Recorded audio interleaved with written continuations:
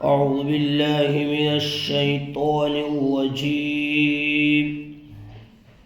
بسم الله الرحمن الرحيم. قال يا آدم أنبئهم بأسمائهم فلما أنبأهم بأسمائهم قال ألم أقل لكم إني أعلم غيب السماوات والأرض وأعلم ما تبدون وما كنتم تكتمون وإذ قلنا للملائكة اسجدوا لآدم فسجدوا إلا إبليس أبى واستكبر وكان من الكافرين.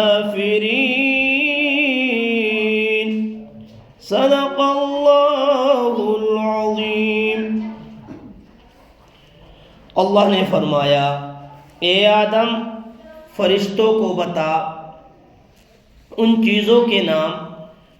پھر جب حضرت آدم نے فرشتوں کو ان چیزوں کے نام بتائے اللہ نے فرمایا کیا میں نے تم سے نہیں کہا تھا کہ میں جانتا ہوں آسمان و زمین کی چھپی ہوئی چیزوں کو اور میں جانتا ہوں ان چیزوں کو جن کو تم ظاہر کرتے ہو اور ان چیزوں کو جن کو تم چھپاتے ہو. اور جب ہم نے فرشتوں سے کہا کہ آدم کو سجدہ کرو تو سب نے سجدہ کیا سوائے ابلیس کے. اس نے انکار کیا اور تکبر کیا اور وہ کافروں میں سے ہو گیا. اللہ. میرے محترم بزرگوں، یہ جو دو آیتیں میں نے آپ کے سامنے تلاوت کر کے ان کا ترجمہ کیا ہے، ان میں سے جو پہلی آیت ہے یہ قصے حضرت آدم، واقعی حضرت آدم علیہ السلام سے ہی تعلق رکھتی ہے جو پیچھے بیان ہو رہا تھا. کیا مختصر کہ اللہ تعالیٰ نے حضرت آدم کو اپنا نائب بنانا چاہا، فرشتوں سے کہا کہ میں اپنا نائب بنا رہا ہوں. انہوں نے اس پر اپنا اظہار رائے پیش کیا اور یہ کہا کہ وہ فسادی ہوگا، خون ریزی کرے گا. اللہ نے فرشتوں کے اظہار رائے پر دو جواب دیے تھے. ایک حاکمانہ جواب دیا تھا انی اعلم ما لا تعلمون کہہ کر، میں جانتا ہوں تم نہیں جانتے. ایک حکیمانہ جواب دیا تھا. حکیمانہ جواب اس انداز سے دیا تھا کہ اللہ تعالیٰ نے حضرت آدم علیہ السلام کو کائنات کی چیزوں کے نام اور ان کے خواص اور آثار بتلا دیے تھے. جب کائنات کی چیزوں کو فرشتوں کے سامنے پیش کیا تو فرشتوں نے عجز کا اظہار کیا، یعنی ہم نہیں جانتے اللہ ان چیزوں کے نام، ہمیں معلوم نہیں، ہمیں تو اتنا پتہ ہے جتنا آپ نے ہمیں بتایا ہے، ہمیں صرف اتنا پتہ ہے، اس سے زیادہ نہیں. اللہ. اس آیت میں ان دو آیتوں میں سے پہلی آیت میں اس حکیمانہ جو جواب دیا ہے اسی کا ایک جز اس میں بیان کیا گیا ہے. اسی کا ایک جز اس میں بیان کیا گیا کہ اللہ تعالیٰ نے حضرت آدم علیہ السلام کو چیزوں کے نام سکھلا دیے تھے، پھر ان کو فرشتوں کے سامنے پیش کیا تھا.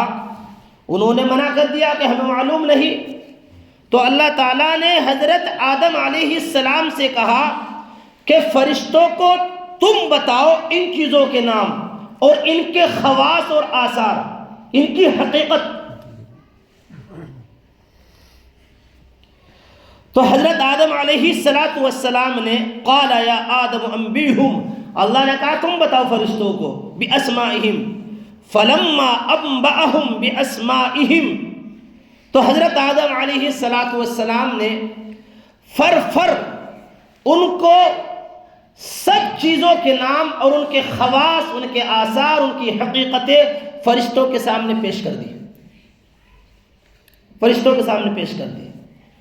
اس پر فرشتے تعجب میں رہ گئے، تعجب میں رہ گئے فرشتے۔ فلما انبأهم باسمائهم، تو اللہ نے پھر کہا جب وہ تعجب میں رہ گئے، قال الم اقل لکم، کیا میں نے تم سے نہیں کہا تھا کہ میں جانتا ہوں آسمان و زمین کی غیب کی چیزوں کو جانتا ہوں، مجھے معلوم تھا کہ کس کو مجھے اپنا نائب اور خلیفہ بنانا ہے، مجھے معلوم تھا، میں آسمان و زمین کی غیب کی چیزوں کو جانتا ہوں، میں جانتا ہوں، اور میں انہیں بھی جانتا ہوں، میں ان چیزوں کو بھی جانتا ہوں جن کو تم ظاہر کرتے ہو اور جن کو تم چھپاتے ہو، سب جانتا ہوں۔ اللہ کا علم دنیا کی کیا، ہر کائنات کی ہر شے کو محیط ہے، گھیرے ہوئے، ہر چیز کو گھیرے ہوئے اللہ کا علم۔ بہرحال حضرت آدم علیہ السلام نے فرشتوں کو ان چیزوں کے نام، ان کے خواص اور آثار بتا دیے، فرشتے تعجب میں رہ گئے۔ ترجمے شیخ الہند کے اندر، اور بلکہ جو اس کا حاشیہ ہے، تفسیر ہے، اس میں یہ لکھا ہے اس کی تفسیر کے تعلق سے کہ اس آیت میں علم کی فضیلت کو بیان کیا گیا ہے۔ اس آیت میں علم کی فضیلت کو بیان کیا گیا ہے۔ کس طریقے سے؟ اور بلکہ لکھا کہ عبادت کے مقابلے میں علم کی فضیلت کو بیان کیا گیا ہے۔ کس طریقے سے بیان کیا گیا ہے؟ اس طریقے سے بیان کیا گیا ہے کہ فرشتے ہر وقت اللہ کی عبادت میں لگے رہتے ہیں، ہر وقت اللہ کی تسبیح، تصدیق، تقدیس میں، تحمید میں لگے رہتے ہیں۔ بلکہ فرشتے معصوم ہیں، ہمارا عقیدہ ہے، لیکن عبادت اللہ کی صفت نہیں ہے، یہ خاص مخلوقات ہے، اللہ کی صفت نہیں ہے عبادت، اور علم اللہ کی صفت اعلیٰ ہے، علم اللہ کی صفت اعلیٰ ہے۔ اسی وجہ سے اللہ تعالیٰ نے حضرت آدم کو اپنا نائب بنایا ہے، فرشتوں کو نہیں۔ اگر عبادت کی بنا پر نائب بنایا جاتا اور عبادت علم سے بڑھی ہوئی چیز ہوتی تو فرشتوں کو اپنا نائب بناتے اللہ تعالیٰ، لیکن فرشتوں کو اپنا نائب نہیں بنایا، بلکہ حضرت آدم کو اپنا نائب بنایا ہے، اس لیے کہ حضرت آدم فرشتوں سے علم میں بڑھے ہوئے تھے۔ اب دیکھو نا، دیکھو غور کرو، فَلَمَّا أَنبَأَهُمْ بِأَسْمَائِهِمْ، کہ فرشتوں کو کائنات کی چیزوں کے نام اور ان کے خواص و آثار بتلائے۔ یہ کیا ہے بتائیے آپ؟ علم حضرت آدم کا فرشتوں سے بڑھا ہوا تھا، تبھی تو بتلائے۔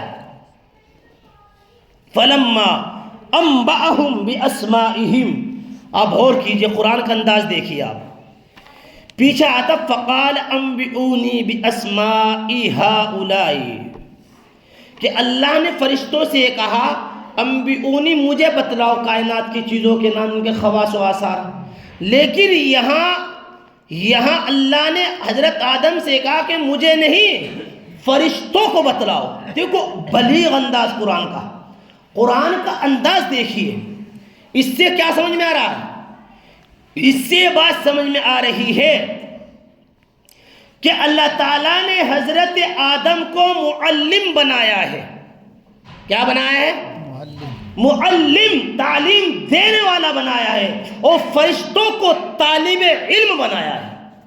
دیکھو نا، اب غور کرو، انبئونی، مجھے بتاؤ، فرشتوں سے کہا اللہ تعالیٰ نے، لیکن حضرت آدم کہہ رہے کہ فرشتوں کو بتلاؤ۔ گویا کہ حضرت آدم معلم ہیں، تعلیم دینے والے ہیں، اور فرشتے طالب علم ہیں، طالب علم ہیں۔ اب اندازہ نہ کریں، غور کیجیے، اسی آیت سے بات سمجھ آ رہی ہے کہ فرشتوں کے علم میں کمی ذاتی ہو سکتی ہے، فرشتوں کے علم میں کمی زیادتی ہو سکتی ہے۔ اگر فرشتوں کے علم میں کمی ذاتی نہ ہوتی تو حضرت آدم علیہ السلام کے فرشتوں کو کائنات کی چیزوں کے نام اور ان کے خواص و آثار بتلا کر فرشتوں کے علم میں اضافہ ہوا۔ تو پتہ کیا چلا؟ فرشتوں کے علم میں کمی ذاتی ہو سکتی ہے۔ اس بات کی دلیل ہے، اس بات کی دلیل ہے۔ فلما انبأهم باسمائهم قال الم اقل لكم انی عالم غیب السماوات والارض۔ اللہ نے کہا فرشتوں سے، کیا میں نے تمہیں نہیں کہا تھا کہ میں آسمان اور زمین کی چھپی چیزوں کو جانتا ہوں؟ میں نے تمہیں کہا تھا اس بات کو، مجھے معلوم تھا۔ اور اللہ نے فرمایا وَعَالَمُ مَا تُبْدُونَ، میں جانتا ہوں چیزوں کو بھی جن کو تم ظاہر کرتے ہو، جن کو تم کیا، کہ حضرت آدم جو خون ریزیاں کریں گے، ان کی اور خون ریزیاں کریں گے، فساد مچائیں گے، میں جانتا ہوں کس کو اپنا نائب بنانا ہے۔ جو تم ظاہر کر رہے ہو، نہیں، میں جانتا ہوں، مجھے معلوم ہے۔ اور جو تم دلوں میں چھپاتے ہو کہ ہم افضل ہیں، ہم افضل ہیں، اشرف ہے، نہیں، میں جانتا ہوں کہ مجھے افضل کسے بنانا ہے۔ میں جو دلوں میں چھپاتا ہوں اس کو بھی جانتا ہوں میں۔ اللہ وَعَالَمُ مَا تُبْدُونَ وَمَا كُنْتُمْ تَكْتُمُونَ، میں سب جانتا ہوں۔ اللہ اللہ۔ قال آدم انبئهم باسمائهم فلما انبأهم باسمائهم، یہ جو بیان چل رہا ہے، یہ آیت اور پچھلی جو آیتیں پچھلی گزشتہ ہفتے بیان کی تھی، ان آیات سے ایک بات سمجھ میں آتی ہے، کیا کہ جو حاکم ہے، حاکم، غور کرنا، جو حاکم ہے اسے اپنے محکوم رعایا کی طبیعتوں سے، ان کے مزاج سے واقف ہونا ضروری ہے، ان میں عدل و انصاف قائم کرنے کے لیے۔ اگر کوئی حاکم اپنے محکوم رعایا کی طبیعتوں سے، ان کے مزاج سے واقف نہیں ہے، وہ عدل و انصاف کر ہی نہیں سکتا، نہیں کر سکتا۔ وہ اگر کسی نے اس کی عدالت میں مقدمہ کرا کہ فلاں آدمی کو بھوکا رکھنا ہے اور اسے بھوک پیاس کا پتہ ہے نہیں، تو وہ کیا انصاف کرے گا؟ بتاؤ، وہ انصاف کر دے گا؟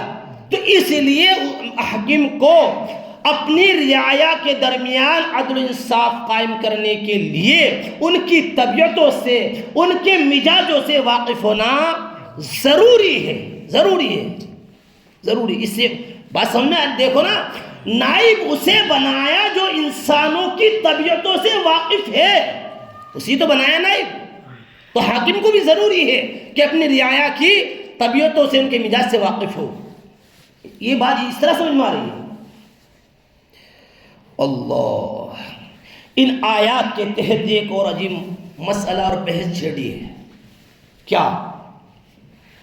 خلافت ارض، خلافت ارض، زمین کی خلافت کا مسئلہ۔ کیونکہ اللہ تعالیٰ نے حضرت آدم کو اپنا زمین میں نائب بنا کر بھیجا۔ غور کیجیے آپ، کس لیے بھیجا؟ تاکہ اللہ کے قانون، جو قوانین ہیں، اللہ کے جو احکامات ہیں، ان کا نفاذ کرے، ان کو پھیلائے، ان کی تبلیغ کرے۔ اس لیے تو بھیجا ہے، اسی وجہ سے بھی۔ اسی سے یہ بات سمجھ میں آتی ہے کہ اصل اقتدار سارے کائنات میں، ساری زمین پر اللہ تعالی کا ہے۔ قرآن سے بات سمجھ میں آتی ہے، ان الحکم الا للہ، ان الحکم الا للہ، الا لہ الخلق والامر تبارک اللہ، لہ ملک السماوات والارض، ان سب آیتوں سے سمجھ میں آ رہا ہے کہ ساری کائنات میں، ساری زمین پر اصل اقتدار کس کا ہے؟ اللہ کا ہے، اللہ کا ہے، اللہ کا ہے۔ ہاں، اللہ تعالی زمین میں حکومت کرنے کے لیے، زمین میں سیاست کرنے کے لیے، زمین میں لوگوں کی تعلیم و تربیت کرنے کے لیے اپنا خلیفہ بناتا ہے۔ اور خلیفہ کیسا تقرر کرتا ہے؟ بلا واسطہ خلیفہ بناتا ہے، یاد رکھنا، خلیفہ بلا واسطہ خلیفہ جو بنایا جاتا ہے کسی کے عمل کی بنیاد پر نہیں، یاد رکھنا، کسی کی محنت کی بنیاد پر اللہ تعالیٰ اپنا خلیفہ نہیں بناتے، بلکہ اللہ تعالیٰ جس میں مصلحتیں سمجھتے ہیں اپنے علم و حکمت کے اعتبار سے اس کو خلیفہ بناتے ہیں۔ یاد رکھو، پوری امت کا یہ اجماعی عقیدہ ہے، سنو، پوری امت کا یہ اجماعی عقیدہ ہے کہ نبوت اور رسالت، خلافت و نیابت یہ کسبی نہیں ہے۔ کیا مطلب کسبی نہیں ہے؟ یعنی اپنی محنت کی چیز نہیں ہے کہ کسی کو نبوت اپنی محنت کی بنیاد پر مل جائے گی، یا کسی کے عمل کی بنیاد پر اسے نبوت و رسالت یا خلافت و نیابت مل جائے گی، یہ ایسی چیز نہیں ہے، بلکہ اللہ اپنے علم و حکمت کے اعتبار سے جن فردوں کو اس کے لیے صحیح سمجھتے ہیں ان کو یہ عطا فرماتے ہیں۔ آپ غور کر رہے ہیں میری بات پہ؟ یہ بات قرآن میں بھی موجود ہے، جیسے اللہ فرماتے ہیں اللہ یصطفی من الملائکۃ رسلا ومن الناس ان اللہ سمیع بصیر، کہ اللہ جس کو چاہتا ہے فرشتوں میں سے یا انسانوں میں سے اپنا خلیفہ نائب بناتا ہے۔ اللہ سننے والا اور دیکھنے والا ہے، اللہ کی مرضی ہے۔ دوسری جگہ قرآن میں یہ اللہ اعلم حیث یجعل رسالتا، کہ اللہ جانتا ہے کس کو مجھے اپنی رسالت عطا کرنی ہے، کس کو مجھے اپنی خلافت عطا کرنی ہے، کس کو مجھے اپنی نیابت عطا کرنی ہے، کس کو مجھے نبوت عطا کرنی ہے، اللہ جانتا ہے۔ تو میں عرض کر رہا ہوں آپ کے سامنے کہ خلافت، نیابت، رسالت، نبوت کوئی محنت سے نہیں ملتی، اللہ جس کو چاہتا ہے اپنے علم و حکمت کے اعتبار سے اسے عطا فرماتا ہے۔ سبحان اللہ۔ یہ آپ غور کر رہے ہیں؟ سنو ذرا، تھوڑا جاگ کر سنو اور غور سے توجہ سے سنو۔ اللہ اللہ اللہ۔ یہ خلیفہ جس کو میں عرض کر رہا ہوں، یہ بڑی عجیب بحث چھٹی گئی یہاں پر۔ یہ خلیفت اللہ کا جو نظام ہے یہ حضرت آدم علیہ السلام سے شروع ہوا۔ خلیفت اللہ کا اللہ نے جو اپنا نائب بنایا ہے، اس کا جو آغاز ہوا ہے یہ حضرت آدم علیہ السلام سے شروع ہوا ہے، اور میرے اور آپ کے حبیب صلی اللہ علیہ وسلم پر یہ خلیفت اللہ کا سلسلہ، یہ خلیفت اللہ کا سلسلہ سمجھو اختتام ہوا ہے۔ کیوں؟ میرے اور آپ کے حبیب صلی اللہ علیہ وسلم آخری نبی ہے، پیارے نبی صلی اللہ علیہ وسلم کو اللہ نے اپنا خلیفہ بنایا، اور کیسا خلیفہ بنایا، کیسا نبی الرسول بنایا، بہت ساری خصوصیات سے نوازا، بہت ساری ان خصوصیات کے ساتھ خلیفہ بنایا جو دوسرے نبی اور رسولوں کو خلیفہ ان خصوصیات کے ساتھ نہیں بنایا تھا۔ اب غور کرنا باتوں پر، مثال کے طور پہ، آپ مثال کے طور پہ سمجھو، مثال کے طور پر پہلے انبیاء علیہم السلام کو اللہ کسی خاص قوم کے لیے، کسی خاص خاندان کے لیے، کسی خاص برادری کے لیے، کسی خاص علاقے کے لیے اللہ خلافت، نبوت، رسالت عطا فرماتے تھے۔ لیکن پیارے نبی صلی اللہ علیہ وسلم کی خصوصیت یہ ہے کہ پیارے نبی صلی اللہ علیہ وسلم کی نبوت، آپ کی رسالت، آپ کی خلافت، آپ کی نیابت پورے عالم کے لیے ہے، پورے عالم کے لیے ہے۔ قرآن بھی بیان کرتا ہے قُلْ يَا أَيُّهَا النَّاسُ إِنِّي رَسُولُ اللَّهِ إِلَيْكُمْ جَمِيعًا لِلَّذِي لَهُ مُلْكُ السَّمَاوَاتِ وَالْأَرْضِ، کہ لوگوں مجھے تم سب کی طرف رسول بنا کر بھیجا، تم سب، اور اللہ وہ ہے جس کی ملک میں آسمان و زمین ہے، اللہ وہ ہے۔ آپ اس آیت سے سمجھ میں آ رہا ہے پیارے نبی صلی اللہ علیہ وسلم کی جو خلافت ہے، آپ کی جو رسالت و نبوت ہے، وہ پورے عالم کے لیے ہے، پورے عالم کے لیے۔ ورنہ اور نبیوں کو دیکھو نا، حضرت ابراہیم علیہ السلام کو ان کے خاص قوم کے لیے بنایا گیا، حضرت لوط کو ان کی خاص قوم کے لیے بنایا گیا، حضرت موسیٰ حضرت عیسیٰ علیہ السلام کو بنی اسرائیل کے لیے بنایا گیا، ہے نا ایسے؟ لیکن پیارے نبی صلی اللہ علیہ وسلم کو پورے عالم کے لیے بنایا گیا، یہ آپ کی خصوصیت ہے۔ اور سنو، پہلے نبیوں کی جو خلافت و نیابت و رسالت و نبوت ہوتی تھی، وہ دائمی نہیں، اور کرنا میرے الفاظ پر، وہ دائمی نہیں، دوسرا رسول آیا اس نے اسے ختم کر دیا۔ ایسا ہی تو ہوتا تھا، حضرت موسیٰ کے بعد حضرت عیسیٰ آئے، حضرت عیسیٰ آنے کے بعد حضرت موسیٰ کا معاملہ ختم ہو گیا، یہی تو ہوتا تھا۔ یعنی پہلے جو نبی ہے بعد میں آنے والا، اس کی خلافت و نیابت و رسالت و نبوت کو کیا کر دیتا تھا؟ ختم کر دیتا تھا۔ لیکن میرے حبیب صلی اللہ علیہ وسلم کی جو نبوت و رسالت و خلافت ہے وہ تا قیامت ہے، یاد رکھنا، تا قیامت ہے۔ میرے حبیب صلی اللہ علیہ وسلم خلیفۃ اللہ تا قیامت رہیں گے، تا قیامت خلیفۃ اللہ رہیں گے میرے حبیب صلی اللہ علیہ وسلم، تا قیامت۔ اور سنو، یہ خصوصیت بیان کر رہا ہوں میں، کس کی؟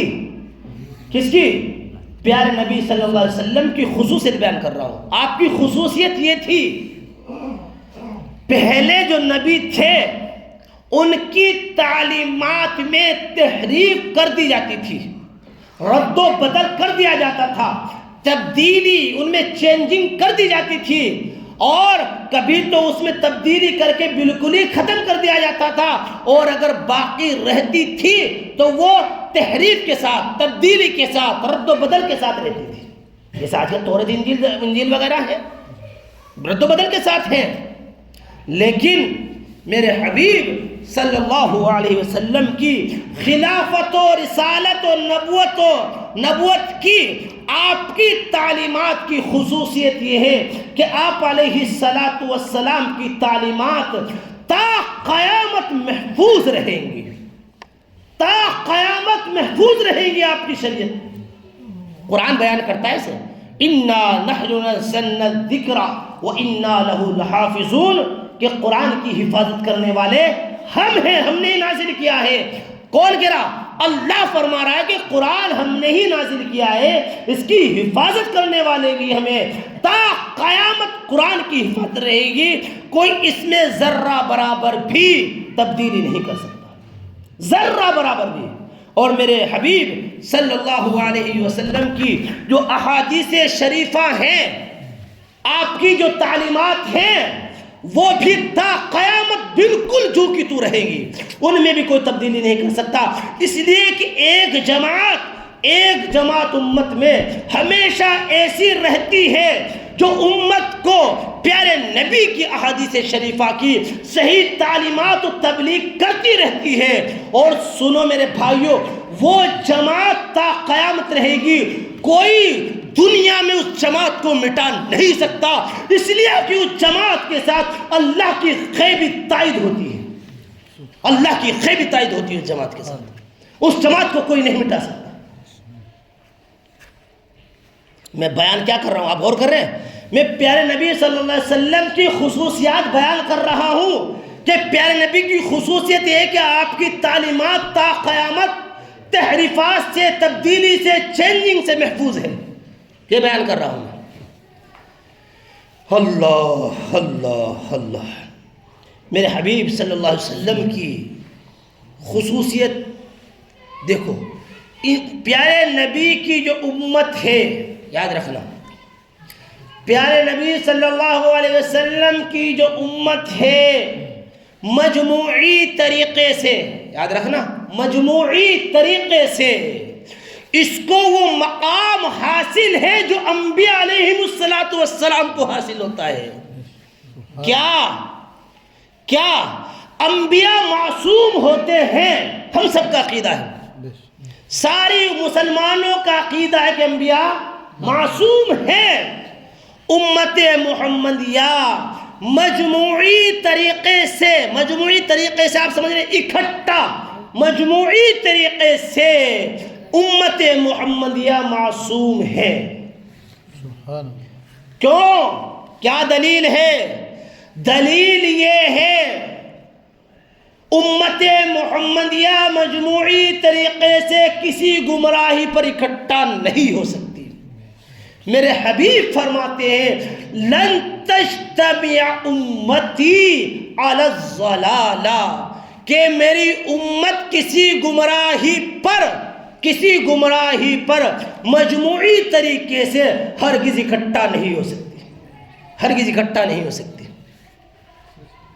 اسی وجہ سے دین میں کتنی ہی تبدیلی آ جائے زمانے کے اندر، دین میں نہیں، زمانے میں کتنی ہی تبدیلی آ جائے، دین میں کتنی ہی کمزوریاں آ جائے، لیکن ایک جماعت ایسی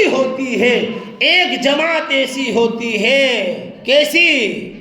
جو ہمیشہ حق پر ڈٹی رہتی ہے، اور اس کا انجام یہ ہوتا ہے وہ حق والی جماعت سب پر غالب رہتی ہے۔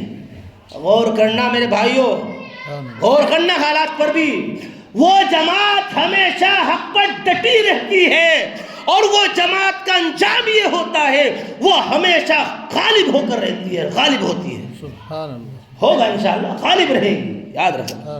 بہرحال میرے حبیب صلی اللہ علیہ وسلم کی یہ خصوصیت ہے، بہت ساری خصوصیت میں چند عرض کر دی، زیادہ نہیں عرض کی، چند خصوصیتیں عرض کر دی۔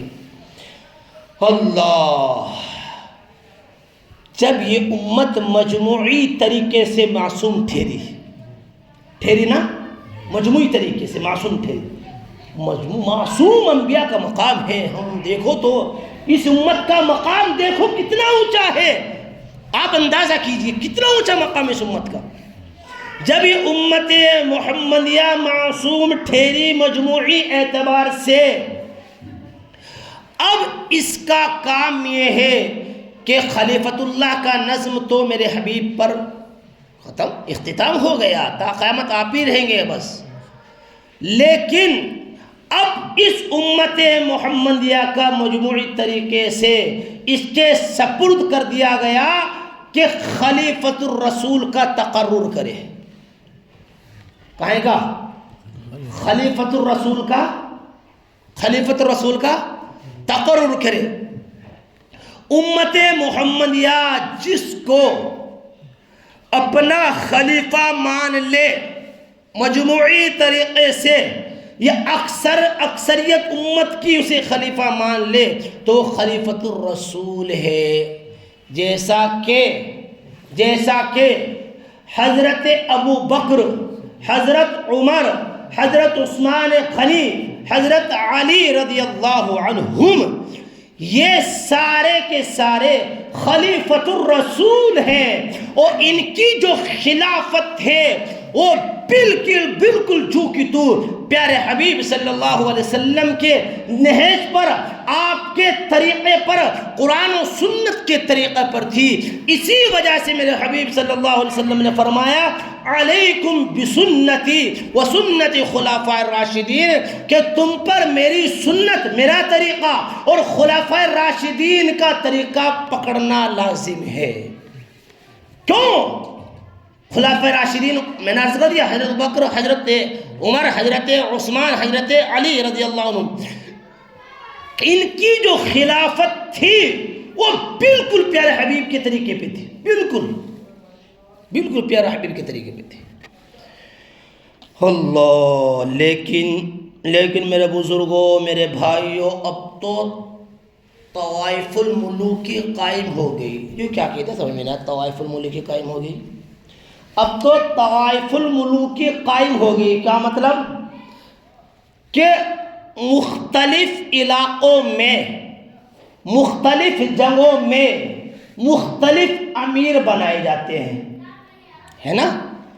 اب انہیں خلیفہ کہنا درست نہیں ہے، انہیں خلیفہ نہیں کہا جا سکتا، کیونکہ خلیفہ پوری دنیا میں صرف ایک ہوتا ہے، مختلف نہیں ہوتے. خلیفہ پوری دنیا میں صرف ایک ہوتا ہے جس پر امت اتفاق کر لے، اجماع کر لے. لیکن اس وقت کوئی فرد ایسا نہیں، بڑا مشکل اور بڑا متعذر یہ کام ہے کہ پوری امت، سارے مسلمان کسی پر اتفاق کر لے. اب تو ملکوں کا بٹوارا ہو گیا، علاقوں کا بٹوارا ہو گیا، اب تو خلافت کا سسٹم اور نظم تقریباً ختم ہے. اب تو امارت قائم ہو گئی، امیر. یہ بھی بہت چل رہا ہے، کیا چلا؟ امیر، امارت قائم ہو گئی، امارت قائم ہو گئی نا. تو اس اسلامی نظریے کی بنیاد پر، اس اسلامی نقطہ نظر کی بنیاد پر آپ غور کیجئے، اگر مسلمانوں کی اکثریت کسی کو کسی علاقے کا، کسی ملک کا، کسی قوم کا امیر بنا دے تو امیر کہلائے گا اور اولو الامر کہنے کا وہ مستحق ہے. وَأَمْرُهُمْ شُورَى بَيْنَهُمْ، اس قرآن کے جملے سے، قرآن کے اس ٹکڑے سے، اس کے عموم سے یہ بات سمجھ میں آتی ہے، یہ بات سمجھ میں آتی ہے. لیکن ملک جو ہوتے ہیں نا، ملک وہ دو طرح کے ہیں. کچھ ملک تو جمہوری ہیں. میں نے کہا بڑی عجیب بحث چھیڑی گئی ہے. کچھ ملک تو جمہوری ہوتے ہیں، کچھ ملک اسلامی ہوتے ہیں. کچھ ملک جمہوری ہوتے ہیں، کچھ ملک اسلامی ہوتے ہیں. جمہوری ملکوں کے اندر امیر اور ممبران، جیسے اسمبلیاں، جمہوری ملکوں کی جو اسمبلیاں ہوتی ہے، اسمبلیاں پارلیمنٹ کہہ لو، جمہوری ملکوں کی جو اسمبلیاں ہوتی ہے، ان کے جو ممبران ہوتے ہیں وہ اپنے نظریے کی بنیاد پر قوانین بناتے ہیں. چاہے کسی کو اس سے نفع ہو یا نقصان ہو، قرآن کے خلاف ہو، سنت کے خلاف ہو، انہیں اس سے کوئی مطلب واسطہ نہیں ہوتا. بس وہ اپنے نظریے کی بنیاد پر اس ملک کے اندر، اس ملک کے اس اسمبلی کے جو ممبران ہوتے ہیں قانون بنا دیتے ہیں بس. لیکن جو اسلامی ملک ہوتے ہیں ان کی جو اسمبلیاں ہوتی ہے، پارلیمنٹ، اسمبلیاں جو وہاں کی پارلیمنٹ ہوتی ہے، جن ملک کی اسلامی پارلیمنٹ ہوتی ہے، ان کے ممبران کے لیے لازم اور واجب اور ضروری ہے کہ وہ قرآن و سنت کو سامنے رکھ کر اس قوانین کو بنائے. اگر اسلامی ملک کی پارلیمنٹ، وہاں کی اسمبلی قرآن و سنت کے خلاف قانون بناتی ہے تو وہ کوئی اسلامی قانون نہیں مانا جائے گا، اور وہ ممبران امارت کے قابل نہیں ہے. ممبروں کے لیے، اس پارلیمنٹ کے ممبروں کے لیے کچھ شرائط ہیں، اس پارلیمنٹ کے امیر کے لیے کچھ قیود ہیں. اگر وہ قیود اس پارلیمنٹ کے امیر کے اندر نہیں پائی جاتی، اگر وہ حدود، وہ شرائط اس پارلیمنٹ کے ممبر کے اندر نہیں پائی جاتی تو وہ امیر بننے کے قابل نہیں ہے. وہ ممبر اور وہ امیر اس قابل نہیں ہے کہ انہیں وہاں کا امیر یا انہیں وہاں ممبر بنایا جائے. کیوں؟ اسلامی پارلیمنٹ کے اندر لازم اور ضروری ہے کہ وہاں کے ممبران قرآن و سنت کو سامنے رکھ کے وہاں کے قوانین بنائیں. سبحان اللہ. آپ غور کر رہے ہیں؟ اللہ اللہ اللہ. تو جو جمہوری ملک ہوتے ہیں ان کا نظم اپنے نظریے کے مطابق ہوتا ہے. اسلامی ملک کو قرآن و سنت کو سامنے رکھنا ضروری ہے. امیر ہوں میں امیر، ارے امیر کی اس کے اندر صلاحیت ہے یا نہیں؟ اس کے ممبروں کے اندر اس کی صلاحیت ہے یا نہیں؟ امارت کا دعویٰ کرتا ہے، امیر کسے کہے؟ امارت کی اس کے اندر صلاحیت بھی تو ہونی چاہیے. اگر وہ قرآن و سنت کا ماہر نہیں ہے، اپنی قوم کے مزاج سے طبیعتوں سے واقف نہیں ہے، تو وہ امیر بننے کے قابل ہے؟ وہ امیر بننے کے قابل نہیں. اصل اس قرآن و سنت پر اسے مہارت نہیں، وہ اپنی قوم مزاج کی طبیعتوں سے واقف نہیں ہے، وہ امیر بننے کے قابل نہیں. اس کے ممبران اس پارلیمنٹ کے ممبر بننے کے قابل نہیں، ہرگز قابل نہیں. بہرحال یہاں یہ ایک عجیب بحث چلی. میں بتا رہا ہوں یہ ایک طویل بحث ہے، لیکن اسے میں مختصر کر کے لاتا ہوں. اللہ خلیفۃ اللہ کا جو نظام ہے وہ میرے حبیب صلی اللہ علیہ وسلم پر اختتام ہو گیا. اس کے بعد میں خلفائے راشدین پر میں مختصر کر رہا ہوں، خلاصہ کر رہا ہوں. اس کے بعد خلفائے راشدین پہ خلیفہ رسول کا سلسلہ بھی تقریباً ختم صحیح ہو گیا. اب امارت کا مسئلہ ہے، اور امارت کی میں نے آپ کے سامنے، امارت امیر اس کی میں نے آپ کے سامنے تھوڑی سی واضح روشنی ڈال بھی دی آپ کے سامنے. یہ ہے، یہ نظام ہے. خلیفۃ اللہ، خلیفۃ الرسول اور امیر. امیر خود نہیں بنتا. امیر خود کیوں بنتا ہے؟ امیر وہ بنے گا جسے مسلمانوں کی اکثریت امیر بنائے، وہ امیر بنے گا. میں امیر ہوں، تو کہیں کہ امیر ہے؟ مسلمانوں تجھے امیر بنایا ہے. مسلمانوں کی اکثر جسے امیر بنائے وہ امیر بنے گا. آپ غور کرنا میرے الفاظوں پر. پتہ نہیں کہاں عجیب معاملے چلے ہوئے. بہرحال یہ میں نے آپ کے سامنے خلاصہ رکھ دیا. خلافت ارض کا، زمین میں خلافت کا ایک مختصر سی تفسیر کر دی. زیادہ لمبی تفسیر نہیں کی، مختصر تفسیر کر دی. اللہ قال یا آدم انبئہم باسمائہم. اللہ نے فرمایا اے آدم اللہ انبئہم فرشتوں کو بتا کائنات کی چیزوں کے نام اور ان کے خواص و آثار. فلما انبأہم باسمائہم، جب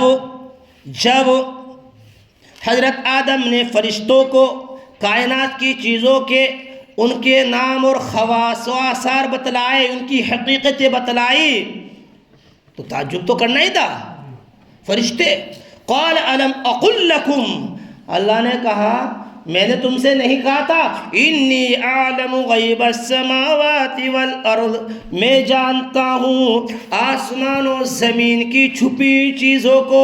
مجھے معلوم ہے کسے نائب بنانا ہے.